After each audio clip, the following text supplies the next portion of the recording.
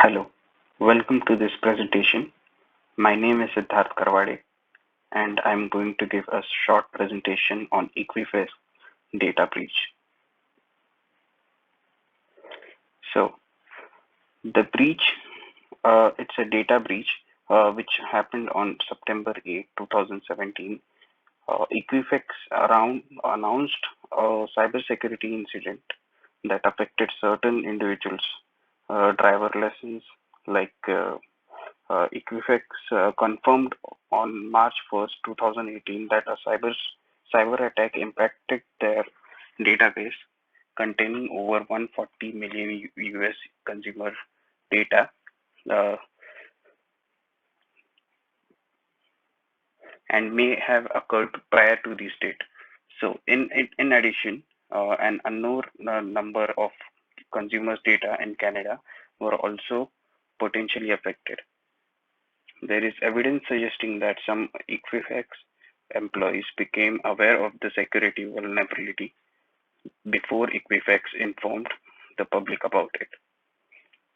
The company also disclosed that they were experiences unauthorized access to the restricted access screens of two of its websites between May and July 2017, which allowed hackers to gain access to the names, social security numbers, date of birth, and a lot of other personal data, which of course caused a big panic situation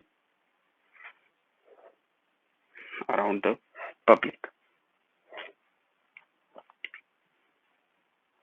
So the attackers had gained access to the company's systems and had stolen the personal information of approximately 143 million people, including their names, date of birth, social security number, addresses, driver license numbers.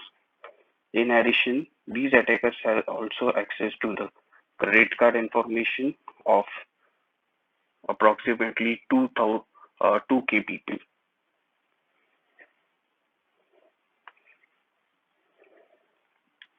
So the damages caused were the attackers had gained access to the company system and had stolen personal data of 143 million and approximately all their personal data like uh, their social security numbers, driver's license numbers, and addresses.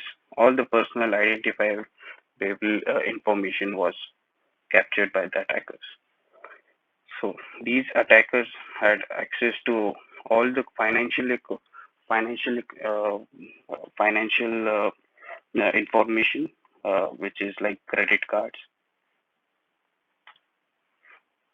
Approximately 143 million number of consumers whose data was potentially affected by this breach.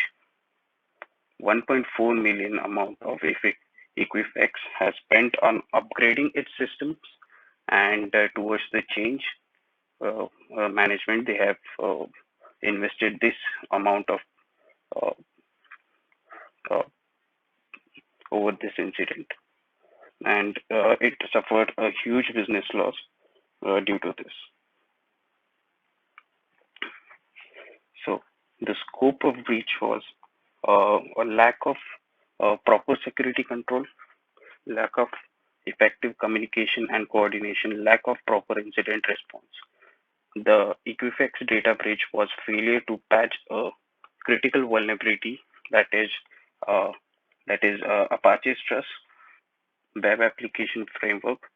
This vulnerability is commonly uh, uh, gains access of the system due to this vulnerability. Its CVSS score base score is 10, and risk associated are very high.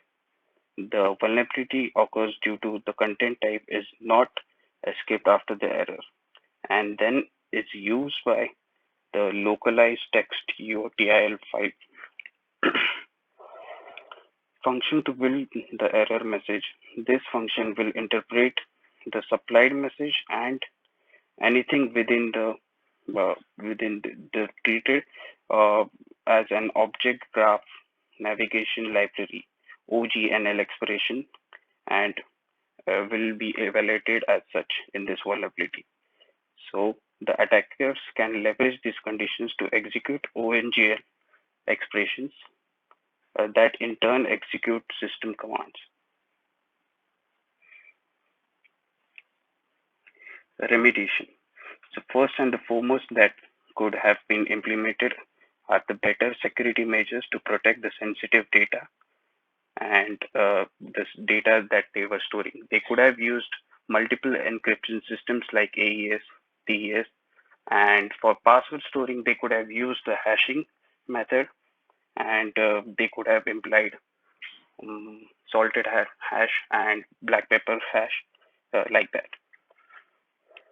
Given importance to the cybersecurity standards, made a failover plan and a recovery plan, implied network segmentation, proper patch management, use of IPS IDS firewall, and build a ZTNA framework. And the most important that they could have implied a framework policy such as NIST CSS, which would have benefited them in the overall security standard uh, of the organization. So, so NIST CSS, the NIST CSS framework is a set of standards and practices for managing cybersecurity risk.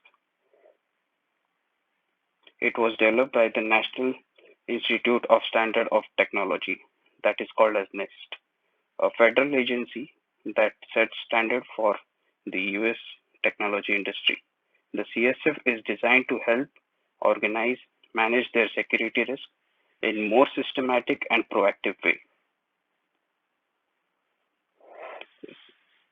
So basically, the rules that they work around are identify, protect, detect, respond, and recover. So these frameworks, this framework uses uh, this particular standards to build the overall uh, security of the organization and to protect it and to detect whenever the vulnerability is there and to respond whenever the vulnerability is found and to come out of it, that is to recover. This CSF roadmap.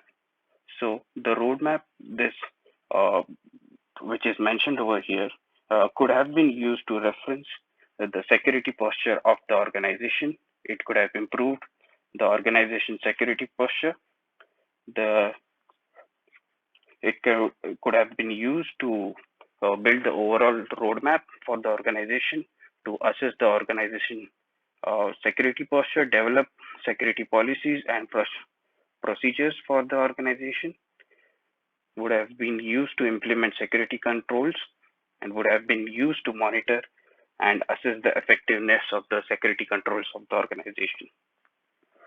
So the next would be the incident management. So incident management also plays an important role in here. So whenever the data was breached, it could have been handled very uh, uh, means in an effective way if this incident management practices were followed. So the practices were preparation, like uh, whenever the attack is there, they could have been prepared for such kind of attacks, detection and analysis, containment eradication, and recovery, and the post-incident activity. So following these phases, they could have been easily managed the incident and could have been brought out of the incident very effectively. So the next thing is that I think that they could have also implemented the zero trust architecture. So in this architecture, they could have been identify what to protect, determine which zero trust pillar to focus on, specify the exact control, prescribe what data is needed, design the policy, validate, implement, and monitor. And they could have deployed this over the open network, hybrid network, and the closed network by using this following policies.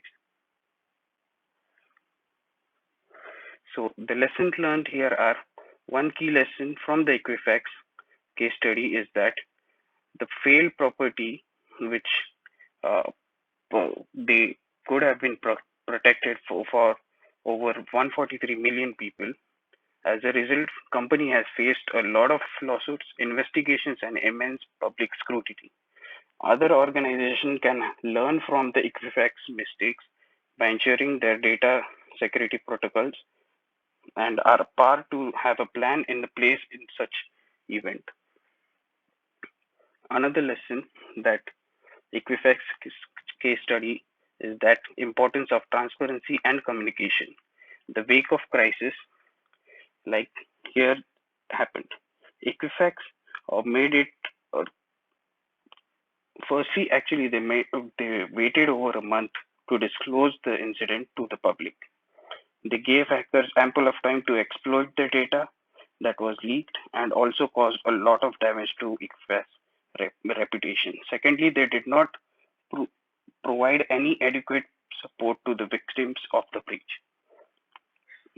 They did not decide they, they did not dedicated website or call center to help initially, and only way to get a free credit report was to sign up for the trial and their credit monitoring service.